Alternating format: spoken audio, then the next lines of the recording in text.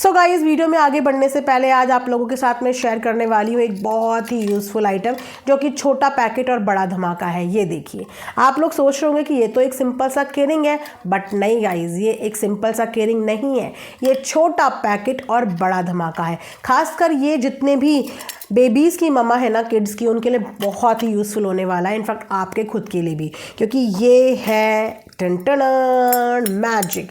बचपन में जैसे मैजिक देखते थे ना, ये वैसे ही है। तो ये एक केयरिंग होने के साथ साथ इसके अंदर आपको एक ग्लास भी मिल रहा है। तो अगर आप ट्रैवल पे जा रहे हैं, छोटे बच्चे की मम्मा है और आपको अपने साथ कोई ग्लास कैरी करना है, क्योंकि बच्चों को रास्ते में प्यास भी लगती है, बहुत सारी चीज़ें होती हैं, आपको खुद को भी लग सकती है और अपनी हाइजीन भी इंसान को हमेशा मेंटेन करनी चाहिए। तो ये एक बहुत अच्छा ऑप्शन है और गाइस बहुत रीज़नेबल रेट पे है। ये स्टील का पूरा क्या मैं इसको बोलूँ, आप केयरिंग बोल लीजिए या इसको ग्लास बोल लीजिए, ये पूरा का पूरा है। तो इसका लिंक आपको मेरे कमेंट सेक्शन में पिन मिल जाएगा। मैं बोलूँगी मस्ट बाय पीस है, आप लोग इसको ज़रूर बाय करें। उसके अलावा आप लोग पीछे वो देख रहे होंगे, ये पीछे मैंने लिए हैं छोटे ऑयल डिस्पेंसर, जो कि आपका चीला, पराठा, ब्रेड टोस्ट, ये सब चीज़ें बनाने के लिए बहुत यूज़फुल है। इसके साथ आपको ब्रश भी मिल रहा है, ऊपर से कैप भी है, प्लस 2 के कॉम्बो में है। अगर सामने से दिखा भी देती हूँ, ये देख लीजिए, 2 के कॉम्बो में है। इस तरीके से आप इसे निकालेंगे, ब्रश से ऑयलिंग करेंगे और उसके बाद वापस रख देंगे। ये भी बहुत रीज़नेबल प्राइस पे है। तो किचन के लिए ये बेस्ट यूज़फुल आइटम है जो मैं ढूंढ के लाई हूँ। दोनों के ही लिंक आपको मेरी इसी वीडियो के कमेंट सेक्शन में पिन मिल जाएंगे, जाके क्लिक करना और आउट ऑफ स्टॉक होने से पहले खरीद लेना। मैं ये सोच रही हूँ कि चलो, एक बंदे ने गलत सोच लिया, तिल का ताड़ बना दिया, 2 बंदे ने गलत सोच लिया, 3 बंदे ने गलत सोच लिया, सारी की सारी ऑडियंस कैसे गलत हो गई? कैसे सारी ऑडियंस गलत होगी? एक को गलत फहमी हो सकती है कि चलो एक के नज़रिए का हेर फेर है, दूसरे के नज़रिए का भी हेर फेर, तीसरे के भी, सबका नज़रिए का हेर फेर कि सब लोग सब कुछ समझ गए, सबको सब कुछ समझ में आ गया। ऐसे कैसे सबके सब इंसान एक जैसा सोचने लगे? इन्होंने कोशिश करी थी कि वो मुद्दा दब जाए वीडियो डिलीट करने के बाद, लेकिन किसी चीज़ से भागना कभी भी सल्यूशन नहीं होता। आप जितना सोशल मीडिया पे किसी चीज़ से भागते हैं फेस करने से, आप उतना उस चीज़ में और फंसते चले जाते हैं और फंसते चले जाते हैं। आज भी तो इतने टाइम के बाद आपको आखिर उस चीज़ के ऊपर एक्सप्लेनेशन देनी पड़ी। उस वीडियो को डिलीट ना करते हुए जब पहले दिन ही कमेंट आने लग गए थे, पहले दिन से ही ऑडियंस ने ये चीज़ें पकड़नी शुरू कर दी थी। मेरे पे तो पता नहीं 4-5 दिन से कितने सारे कमेंट आ रहे हैं, लेकिन क्योंकि तब तक मैंने वो पर्टिकुलर क्लिप देखी ही नहीं थी, तो मैं उसके ऊपर अपना POV कैसे शेयर करती, क्योंकि आंखों देखी चीज़ें देखनी ज़रूरी होती है ना। अब वो नहीं देखनी ज़रूरी होती जो हमें दिखाई ही नहीं, कि हम यहाँ बात कर रहे थे, हमारा मतलब ये था। हम तो उतनी ही चीज़ देखेंगे ना जितनी क्लिप में आई। तो उसके हिसाब से ही ऑडियंस ने यहाँ पे नेगेटिव कमेंट्स करे। ऑडियंस तब से कमेंट करते करते थक गई, तो आपको तो शायद पहले दिन ही ये चीज़ क्लियर कर देनी थी। जैसे क्लियर करने आए थे ना ये लोग कि भाभी का स्वागत क्यों नहीं किया, इसके ऊपर भी इन्होंने आके अपना क्लैरिफिकेशन वीडियो बनाया था ना।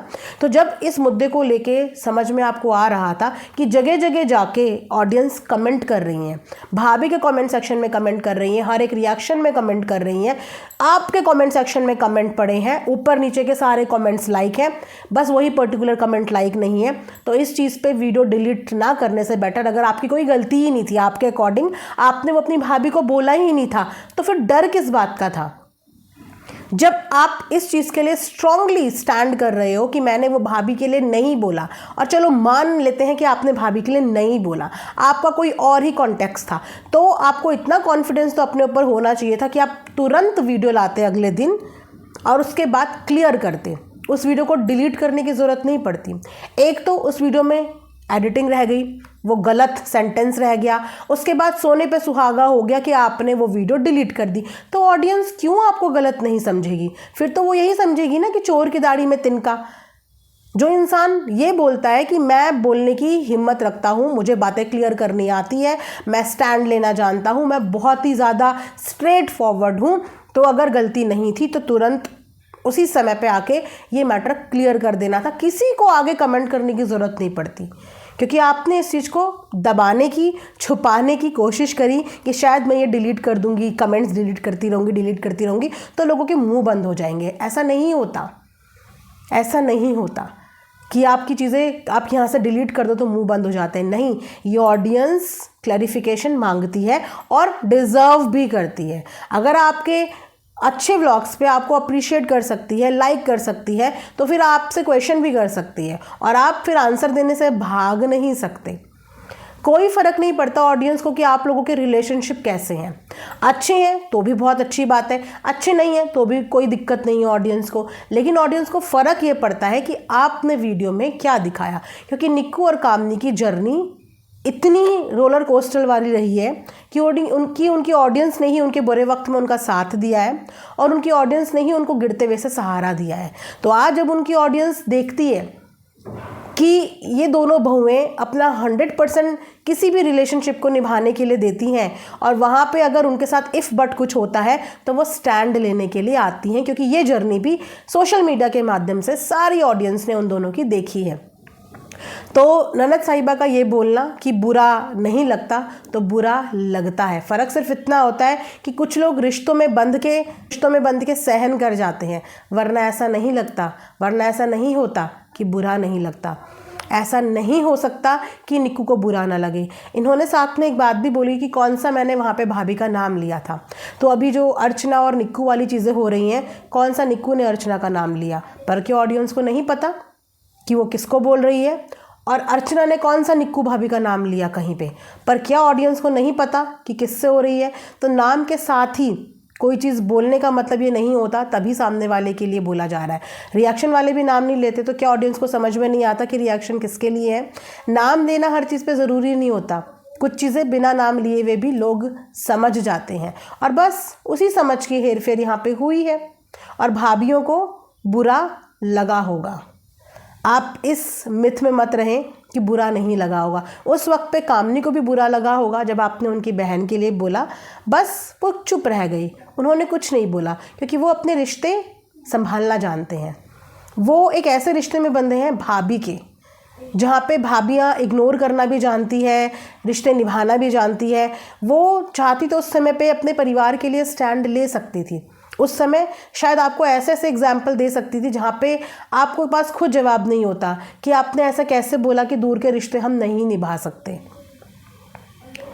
लेकिन उसने उस समय पे अपने भाभी ननद के रिश्ते को प्रायोरिटी दी और आपको कोई जवाब नहीं दिया, चुपचाप से उन चीज़ों को ख़त्म कर दिया। क्योंकि पता है क्या होता है कि उस वक्त पे कामनी का छोटा मोटा चीज़ें चल रही थी अपनी भाभी के साथ भी, फिर एडिटर वाला भी मैटर हुआ, इसी तरीके से निक्कू का भी बीच में एडिटर वाला मैटर हुआ, कुछ चीज़ें चल रही हैं। तो वहाँ पे जब ये लोग अपना पक्ष लेके आते हैं ना, तो कुछ लोग ऐसे जज करते हैं कि इनकी तो इससे भी नहीं बन रही, इनकी तो उससे भी नहीं बन रही, तो इनमें ही गलती है। ऐसा नहीं होता कि अगर किसी इंसान की किसी से कोई चीज़ हो रही है तो उसमें, क्योंकि वो इंसान के साथ रिपीटेटिव मोड पे ये चीज़ें हो रही हैं, तो गलती हमेशा उसकी हो नहीं, क्योंकि वो इंसान कंट्रोवर्सी से बचना चाहता है, चीज़ों को इग्नोर करना जानता है, रिश्तों में झुकना जानता है, चुप रहना जानता है, बस इसीलिए वो कुछ नहीं बोला।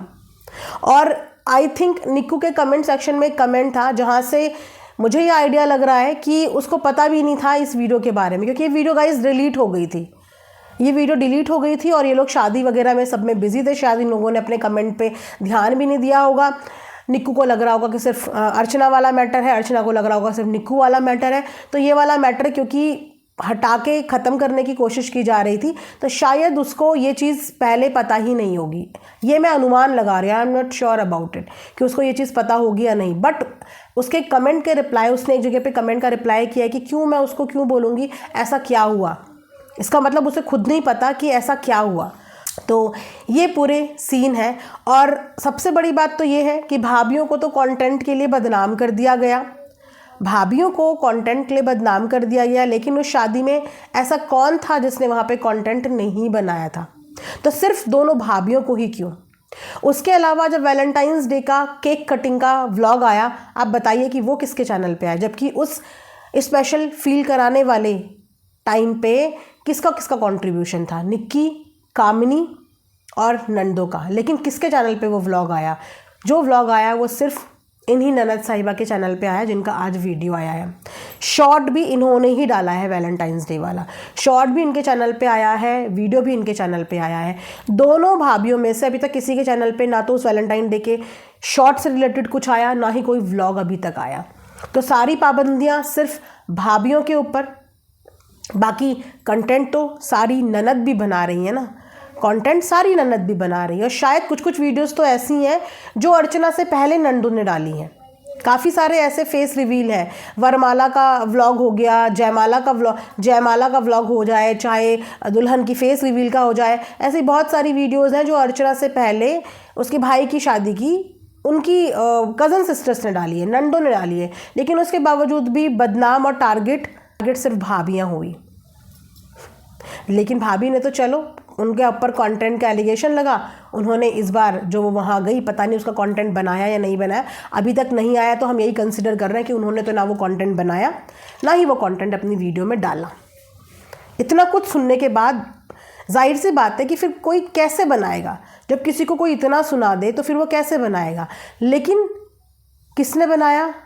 नंदों ने बनाया है, क्योंकि बहनें बहनें रहती हैं और भाभियाँ भाभियाँ ही रहती हैं।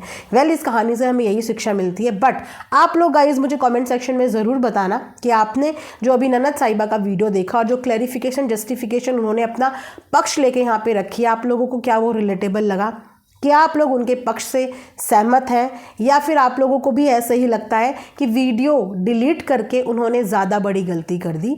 इंस्टेड ऑफ उस वीडियो को डिलीट करने के वो उसी समय पे अपनी बात अगर रखती तो बात में ज़्यादा वज़न होता। लेकिन शायद उन्होंने मैटर को दबाने के चक्कर में अपने ही पैर पे कुल्हाड़ी मार दी और ये जो मैटर है ये बद से बदतर हो गया। फिलहाल इस वीडियो को मैं यहाँ पे एंड करती हूँ। आई होप कि आप लोगों को पसंद आएगी।